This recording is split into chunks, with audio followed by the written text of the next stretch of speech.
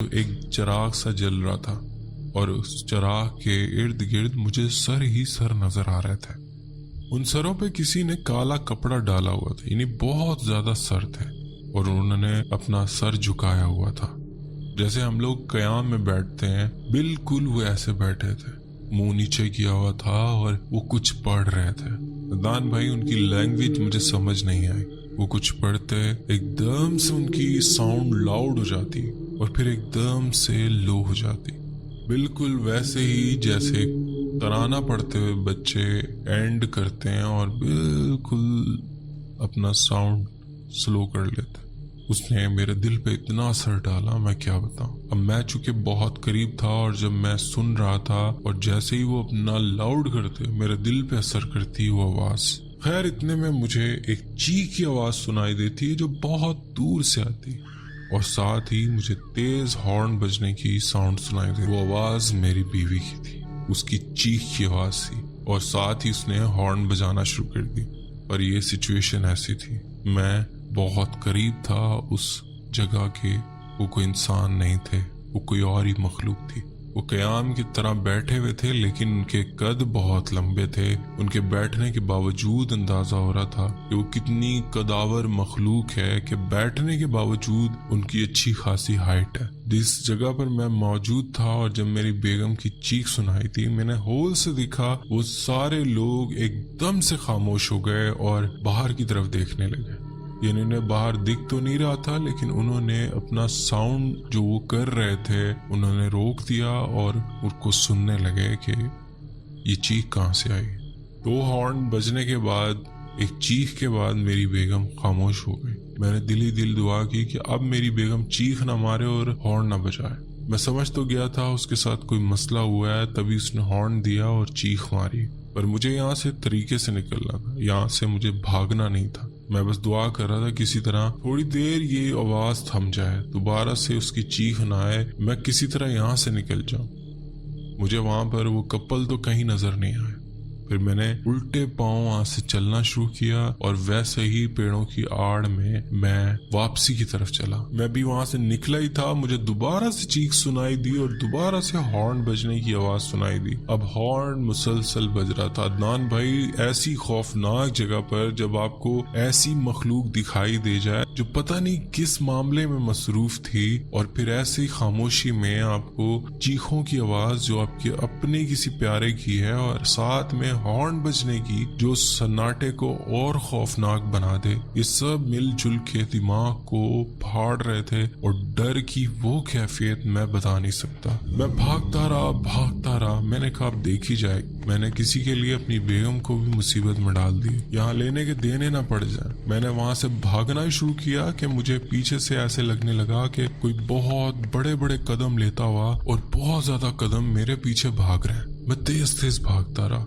اب یہاں ایک چیز اور کام آئی کہ ہارن مسلسل بج رہا تھا، میں اس ہارن کی ڈائریکشن، کیونکہ میں جنگل میں کھو چکا تھا، مجھے نہیں پتا تھا میری گاڑی کس طرف ہے اور میں کس طرف ہوں، لیکن اس ہارن کی جو ساؤنڈ آ رہی تھی اس کو میں نے پکڑا اور اسی کی ڈائریکشن میں بھاگنا شروع کر دیا۔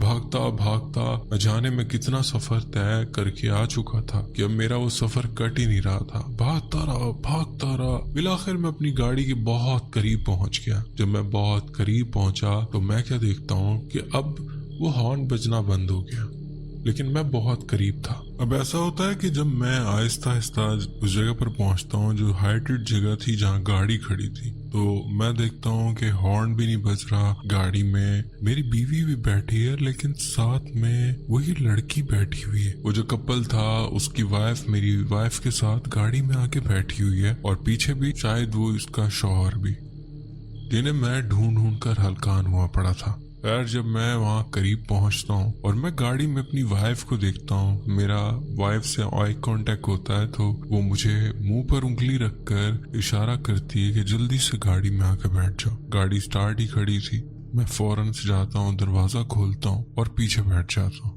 ان کو جیسے سانپ سونگھ گیا تھا۔ ڈر تو میں بھی چکا تھا پیچھے جو میں نے ایکسپیرینس کیا تھا اس مخلوق کا۔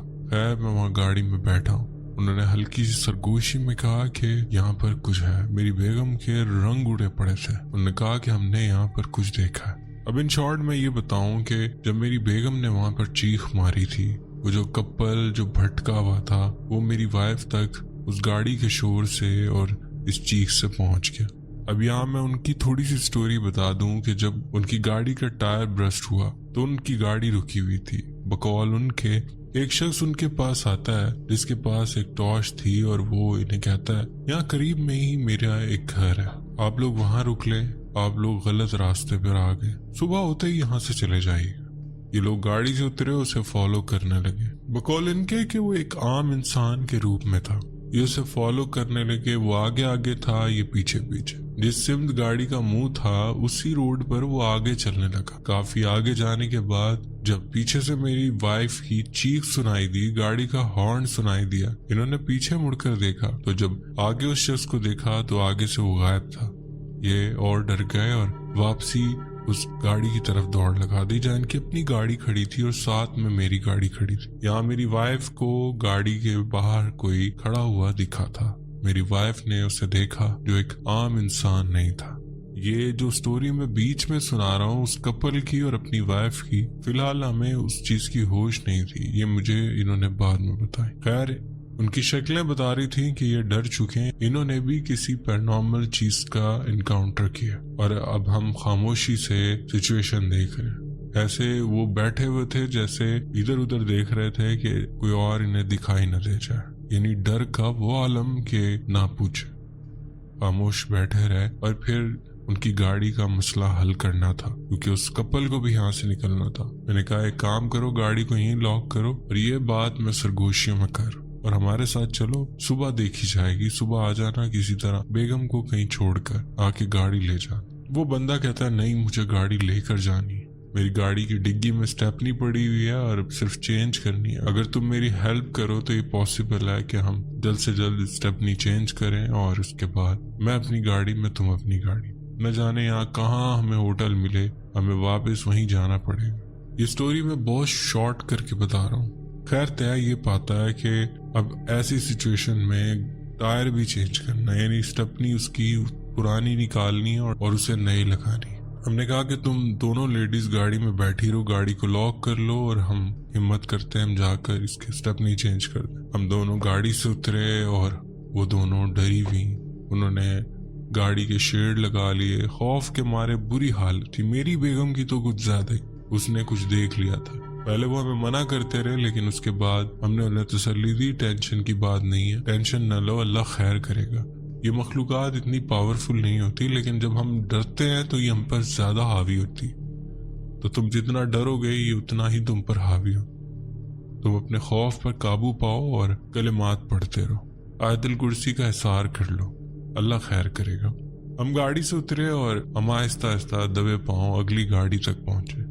अदनान भाई इससे पहले हम गाड़ी से उतर के मैं जंगल में उस जगह पर चला गया था, शायद इतना खौफ नहीं आया, लेकिन अब जो सिचुएशन थी ये चेंज हो चुकी थी, बिल्कुल डिफरेंट थी। उस कपल के उस शख्स को दिखना और गायब हो जाना, मेरी बेगम को कोई चीज दिखना गायब हो जाना और मेरे साथ उस जंगल में काफी लोगों का एक साउंड सुनाई देना, ना जाने कौन सी मखलूक थी और क्या इबादत कर रही थी, क्या मामलात में मगन थी, मैं नहीं जानता। लेकिन ये सब के बाद दिमाग सिर्फ खौफ में ही मुब्तला था, दिल तेज से धड़क रहा था, तेजी से गए, पैनिक में जल्दी भी कर रहे थे लेकिन काम डिले हो रहा था।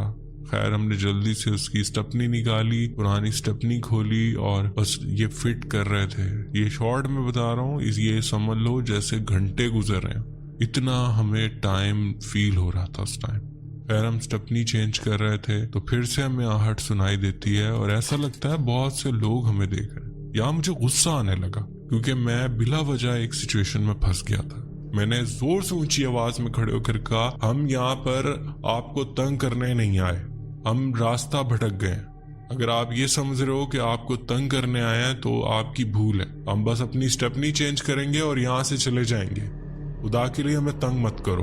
अदनान भाई जैसे ही मैंने ये बोला, वो ससराहट जो आगे पीछे से हमें सुनाई दे रही थी और ये स्ट्रॉन्ग फीलिंग कि हमें कोई देख रहा है, ये भी अब कम होने लगी। लेकिन आप यकीन करें, मैंने उस जंगल की तरफ देखा, वो बड़े बड़े पाइन ट्रीज के बीच में मुझे कुछ फील हुआ जैसे बड़े से कद के लोग हमें खड़े देख रहे। अंधेरे में सिर्फ मैं यही कह सकता हूँ कि मुझे फील हुआ है कि